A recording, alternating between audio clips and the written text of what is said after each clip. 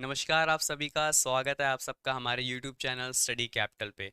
जैसा कि आप लोग जानते हैं हम लोग की सीरीज़ बहुत ही अच्छी तरीके से चल रही है मिशन CUET 2023। मेरा नाम है उत्कर्ष वर्मा और मैं हूं आपका साइकोलॉजी मेंटोर। मेरा एक बैच जस्ट अभी अभी ख़त्म होने वाला है, बहुत ही अच्छी तरीके से ख़त्म हुआ। बच्चों को बहुत मज़ा आया पढ़ाने में, बच्चों को भी बहुत मज़ा आया पढ़ाने में। और हम लोग के न्यू बैचेस स्टार्ट होने वाले हैं जस्ट फ्रॉम 10th मार्च। तो बहुत अच्छा टाइम है, अच्छे खासे डिस्काउंट्स चल रहे हैं, ऑफर चल रहे हैं। तुरंत तुरंत फटाफट मेरे बैच में रजिस्टर होने के लिए आपको डिटेल्स मिल रही होंगी स्क्रीन पे। तुरंत से तुरंत रजिस्टर करो। और आज के इस वीडियो में मैं आपको समझाने वाला हूँ something related to sampling and population. क्या होता है सारी चीज़ें? देखो, किसी भी रिसर्च को अगर आप करते हो तो उसमें एक टर्म यूज होता है पॉपुलेशन और एक टर्म यूज होता है सैंपल। अब दिक्कत क्या आती है बच्चों को, सैंपल और पॉपुलेशन में बहुत कंफ्यूज होते हैं वो। उससे भी बड़ी दिक्कत क्या आती है कि सीयूईटी एग्जाम में रिसर्च के काफ़ी क्वेश्चंस आते हैं, बिकॉज एनटीए आपका सीयूईटी कराता है और एनटीए आपका रिसर्च ओरिएंटेड है। ओके, तो आपके कहीं ना कहीं रिसर्च के क्वेश्चंस बहुत आते हैं स्टैट्स में, आपके सीयूईटी के पेपर में। सबसे पहले हम बात करते हैं कि सैंपल का मतलब क्या होता है। सबसे सिंपल टर्म्स में बात करते हैं पहले, पॉपुलेशन क्या होती है। पॉपुलेशन आपका एक इनफाइनाइट नंबर ऑफ पूल होता है जिसमें से आपको एक सैंपल उठाना होता है।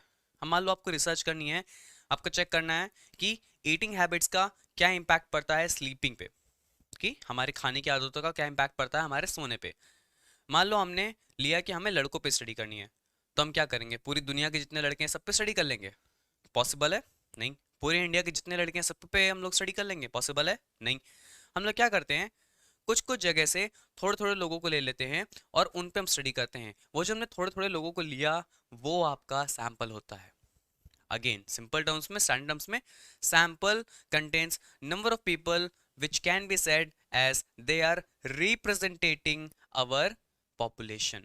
वो रिप्रेजेंटेटिव फॉर्म में होते हैं, हमारी पॉपुलेशन की कैरेक्टरिस्टिक्स को रिप्रेजेंट करते हैं। और ये मान के चलते हैं कि जो भी रिजल्ट्स हमारे सैंपल पे आए होंगे वही रिजल्ट्स हमारे पॉपुलेशन पे जनरलाइज हो सकते हैं। तो सैंपल सिंपल से आपका एक ऐसे नंबर ऑफ सब्जेक्ट्स का ग्रुप होता है, ऐसे नंबर ऑफ लोगों का ग्रुप होता है जो कि आपकी पॉपुलेशन को मिरर मिरर करता है। बेसिकली उसकी एक मिरर इमेज क्रिएट करता है जिस पे आप अपना एक्सपेरिमेंट करते हो, अपनी स्टडी करते हो और उसके रिजल्ट्स को आप जनरलाइज करते हो अपने पॉपुलेशन पे।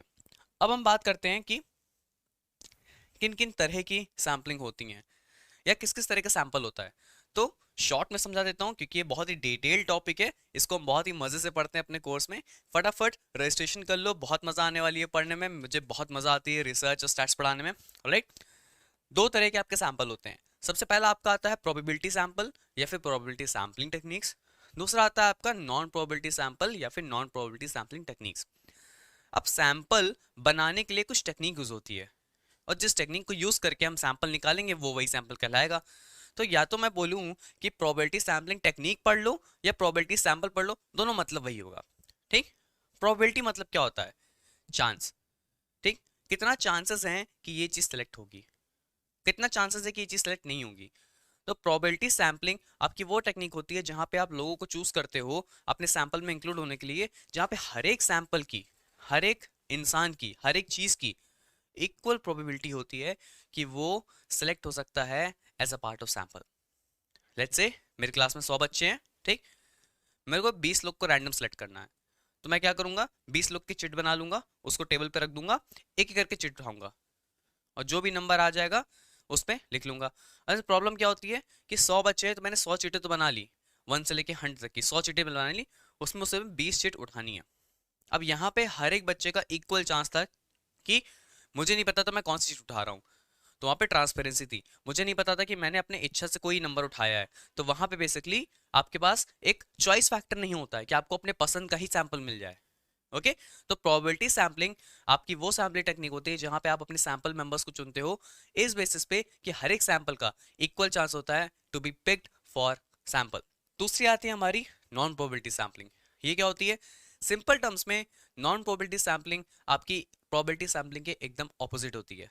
इसमें हम क्या करते हैं कि हम सैंपल को अपने कन्वीनियंस के हिसाब से लेते हैं, अपने सहूलियत के हिसाब से लेते हैं।